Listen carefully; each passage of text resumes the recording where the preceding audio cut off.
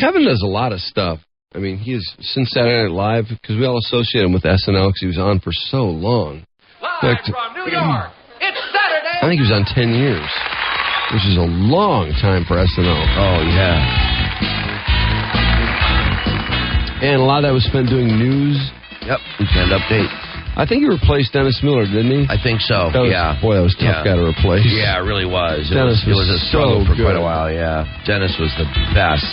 Welcome to the jungle, Kevin. Kevin! Yo. Hey. How you doing? Hey, how's it going? Hey, all right. I love the thank you, Detroit. Yeah. Thank you very much. Seacrest, out. Yeah. You're obviously a heavy listener of the show. I love it. I'm always listening to it. Yeah. Excellent. How you doing, man? I'm doing fantastic, thank you. I'm at that point in my life now where people are congratulating me, and I'm not sure what they're congratulating about. It could be weeds, it could be funniest commercials, it could be the baby on the way. You know. Yeah, you do have all kinds of things. Yeah, we heard about on that the baby. Yeah. Oh, thank you. Is that your wife? I think so. Yeah. I did go to a psychic once that said I had 3 kids I don't know about. Oh, really? They must always have... I went to a psychic. They told me I was going to have 3 kids. Really? They must tell you in 3s.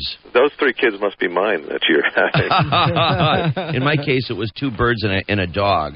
Oh, okay. So, which I treat like kids, so... Well, Kevin, Weeds is on Showtime, right? That's correct. I just got Showtime, so people keep telling me what a great show it is, and that's the first thing I'm going to do is that available on DVD, like the first season, second season? The first season is available, and the second season's not out yet, and but it'll probably be out, in the spring or so. Okay, I'm going to buy the first season. I'm going to spend a weekend watching every episode. I mean, I get just enormous props on it. Everybody loves it. And then I don't know if that's good now because you have really high expectations for it. That's the only problem with that. Yeah, will you build everything up? Yeah, well. The people I'm hearing it from, I trust. Yeah, everybody says. Way. Yeah, we get calls on some of the really great shows out there because there are a lot of them. And Weeds came in big time. The other thing, Drew, while you got Showtime, after watching Kevin's stuff, to watch Dexter. Yeah, I hear Dexter's great, too. Dexter is fantastic. Are you aware of that one, Kev? Yeah, I am aware of it. I have not watched it yet. Oh, it's awesome. I got a little... You got a little ego. You don't watch a show after yours. You see your show and you turn the TV right off. No, what I was going to say was I got a little nauseated watching the first one because that stuff makes me a little sick. Well, you know what though, the serial killing becomes secondary to the story quite soon after that first episode. Yeah, that's what I heard. I'm gonna get the first season and watch it all at once. Because believe me, I'm not one of those gore people. I have a weak stomach and I turn away from that stuff in a big hurry, and it gets to be really good. Oh, good. Yeah. Well, when I heard the premise of it, I thought that is awesome. I got to see that. So. Yeah. No, you'll enjoy it once you get rolling. You're doing Funniest Commercials of the Year 2006 on TBS Wednesday, December 27th at 9 p.m. Now, I remember we talked about this show last year when you did it. It was a very funny show. Also very gory. Very gory. Yeah. Yeah. Yeah, it's kind of become a tradition for me to do this show now. This is the 3rd season I've been doing it, and I got to tell you, I'm a sucker for good commercials. I love funny commercials because, talk about low expectations. You really have low expectations for commercials, and then when something's good, you go, all right, that was a good commercial. That's why I don't know why companies don't spend more time on their commercials, because the ones that are good, people really do stay for those commercials between their shows, and they talk about them and watch them all the way. I don't know why companies don't understand that, except at Super Bowl time, Yeah, they do. People do stay for them and watch them, but the problem when you have a really clever, funny commercial is usually you don't remember what the product is. Yeah. Usually, you're right. That's true. Does this include promos, Kevin? Because ESPN has the funniest commercials, but I think they would be called promos. You know what? That could be a whole other show right there. Yeah. Hey, there you go. Well, how much can I do for your career? Feel free to steal that. Yeah, I'll have to report back with that information. No, have you seen the Manning brothers? Yeah, I did. Yeah, those are hilarious promos on ESPN. Yeah, in fact, we have the Peyton Manning commercials are on this Funniest Commercial of the Year. Oh, okay. The MasterCard one. That's right. Yeah. Okay. Yeah. There are a lot of great commercials. Mark, what were we talking about just a minute ago? I like God, see, you're right, Kevin. You always forget it. I think People tend to like the Geico commercials. Geico are great. Those are fantastic. The caveman. The singular one where the guy loses the drop call after he's. I love that. The Jimbo. The dropout calls are great. Although I don't know how funny. I don't know if that will capture funniest, but I like that commercial too. Where that guy's flicking the light switch and the garage door is banging on the woman's hood. You see that one? Yeah, I've seen that. Yeah. A lot of them too, I suppose. Is this going to include? Is this a United States base or internationally, where we get some of that China stuff? Some of those. We're going to get some of that Australian and English stuff, which is pretty funny. So the little China girls in the bathtub farting is the infamous one, I guess, goes way back. Well, the European ones too. They'll show nudity. I mean, we see and stuff on this. Yeah, they're a lot more irreverent and risque. They get away with a lot more stuff. Excellent. Yeah. United States always seems to be the one we're just also sexually oriented, and yet it's you go to Europe and everything is full frontal and everything else. Oh yeah. That's one of the reasons I go to Europe, just to watch commercials. I think we should remind people too that it is the funniest commercials of the year, so not to TiVo past everything. Otherwise the show will be over. They'll think it's an unusually long spot break. Yeah, that's a great point. Very good point. Hey, are you watching Saturday Night Live? I don't watch it on a regular basis. I TiVo it, and like a lot of the other shows I TiVo, I never get around to watching it. Yeah. It's another storage space for me. I got so much. I got storage, and I got furniture and storage. I got emails that I have to clean up all the time. I got the TiVo stuff. It's ridiculous. I know it. I know we're starting to load up on TiVo. Well, I was going to tell you, SNL's having a good year. That Jimmy Fallon thing, I mean, we just absolutely die with that Barry Gibb talk show bit. Oh, my God. Yes, with Justin Timberlake. Jimmy Fallon and Justin Timberlake, when he's the host, he does it. Alec Baldwin has hosted a show this year, too, which was very funny. Yeah. For some reason, Alec Baldwin is just absolutely hysterical. Him and Justin Timberlake, those two guys seem to be the best. You know who was really funny when I was on there that you wouldn't think would be funny, but he was hilarious, was William Shatner. Was he good? Oh, he was great. Yeah, that Star Trek convention he did was a classic Saturday Night Live skit. It was a classic. It was funny, and he wasn't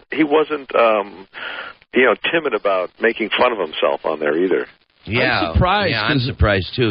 He can fly off the handle from some of the things we've heard. Yeah, we heard one particular incident where he really lost it on the radio, but it wasn't us. But somebody else asked him about a toupee, and he flipped out. Well, some of these people, they've been in the business so long, and they're so popular, it's almost like, I don't get any of that, to any degree that they do, but you can kind of sense where, they could fly off the handle sometimes. Right. I've walked by Paul McCartney once, and somebody was asking him for an autograph, and he was talking to somebody, and he wanted him to sign his album, and, you could tell he just kind of was at the end of his rope, and he just turned to the guy and goes, "Look, I'm having a private conversation here, I'm not going to sign your album." Well, he probably just did that Chris Farley skit, that classic Chris Farley skit. That's one of the funniest things I think Farley did. Yeah. Yes, Chris, I remember. Yeah, it was called the Beatles. Yes, I remember. That's something else, wasn't it? Well, there is a time for everything. I mean, something like that. If somebody is talking like that, isn't really the right time to. Hey, man, will you sign this? Yeah, sometimes I'll be eating and somebody will come up and they'll say, I hate to bother you, and then you're waiting for that but. Yeah, and you're in the middle of a huge bite too. Always.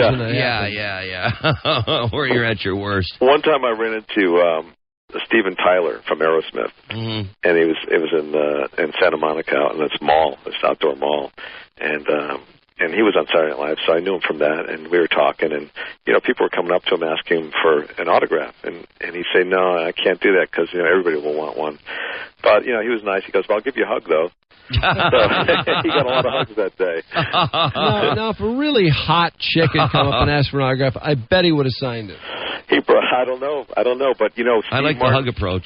Steve Martin had the best approach. He had cards made up, Yeah. that said, this certifies that you have met me and you found me to be warm, funny, and all that stuff. Oh, that's terrific. And so he wouldn't sign his name. We just give him that card. Oh, that's hilarious. Yeah. Steve That's Martin the is best. He's an immensely funny guy. I was going to ask you, though. Oh, my God. Alec Baldwin, at least in our group, we consider him to be the best Saturday Night Live host.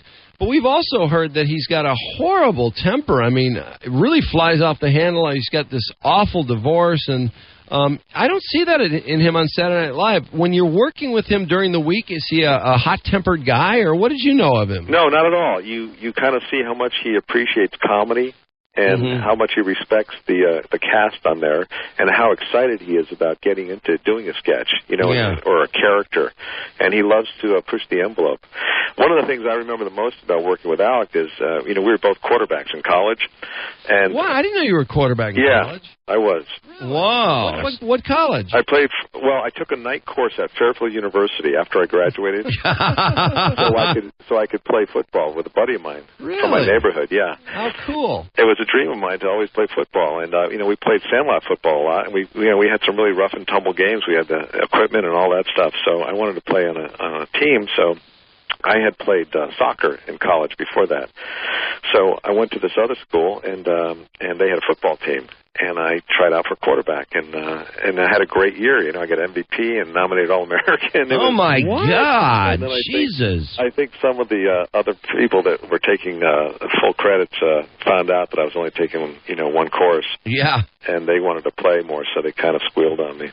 Wow, I had no idea. Yeah, is that in your resume? I was just going to say, I don't see that any of the info we get on you never includes that. Well, it was funny because at the time, this was when USFL was around, United States Football League. Right, and absolutely. I was also getting into comedy at the same time, so my goal, my thing was to try out for a USFL team as a kicker and a punter, because I also kicked and punted on the team.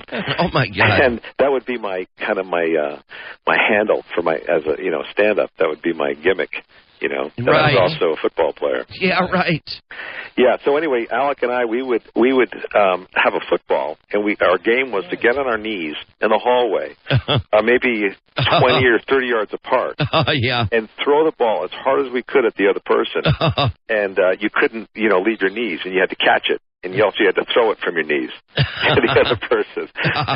So we would do that for, it seemed like hours on end. I would think you would have burned him pretty bad with that, with your background. Well, he was pretty good, too. Yeah. Hey, the reason we're talking to Kevin Nealon is Kevin, for the third year in a row, we learned, is hosting the funniest commercials of the year, 2006, on TBS Wednesday, December the 27th at 9 p.m. And we want to know if Super Bowl ads make the cut on the new show, or is that its own category?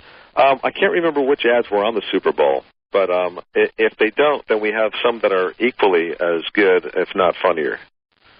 Yeah. Okay. Are there any with farts in them? Because we always see a fart commercial in these shows. And it's usually a Japanese commercial or a European. Yeah, that's that one with that bathtub, usually. I don't recall seeing any farting commercials. Well, you're kidding. Yeah. Oh, this is just frankly unacceptable, Kevin. I'm a bit surprised. We're taking the higher road. Why? Was this you taking the higher road or them? Them, clearly. It's probably them. Yeah, it wouldn't be you, would it, Kevin? No, because I was probably, opting for the farting commercials. Yeah, I heard you were in there pounding your fist over it. Well, actually, I'm What, farting. no farts? As I'm hosting, I'm farting, but you can't really tell. Okay. Are there any Adam Sandler movies coming out where we should see you in a cameo or some kind of a role? Only if you rent them on DVD. Okay, so you're not working on any movie stuff currently? Yeah, I have a film coming out called Remarkable Powers. It's an independent film. Oh, okay. Although I did talk to Adam the other day, and he said he's writing a few, and he wants to put me in them. With Sandler, though, it's always an embarrassing role for me. And I was in Little Nicky, and I had breasts on my head. Yeah. And then I was in anger management. I played a gay lawyer. That's pretty nice. Whenever he calls, I'm kind of not sure what he's going to want me to do. Well, we always know you're around. We always know you're busy. You're one of those guys that isn't, his career's not over. Yeah, you're always active. Oh, I'm still hanging on, man. I'm hanging on. Yeah, you are. Are you getting a ton of questions about Michael Richards? Does everyone ask you about that since you're a stand-up? It did the week or so after it happened. I was on the road and I was doing some radio stuff, and they were asking about that.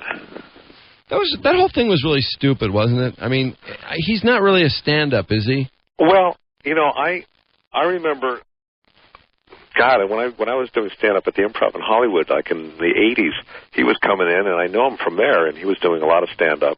But it was more characters he was doing on stage, you know? Right. Yeah. And I think, you know, I'm not defending him or anything, but I think when he went off on those guys, part of that diatribe was characters that he normally does. It's like the angry guy, you know? Uh-huh. But... yeah, you'd think you But would it know doesn't better. play that way. He ended up coming off as a complete nut. yeah, I mean, if you only see that one clip, you can't really compare it to anything else. You just think it's him, and it is him. Oh, you sound like you're on the Rodney King jury. But a lot of his characters are angry characters like that. You know, they're guys that are yelling and you know, and angry. So, but Maybe he's good at that. I thought the response, and I'm not a promoter of that word. I don't use that word on the air or off the air, for that matter. You better clarify that. Yeah, I should clarify that. No, I really don't.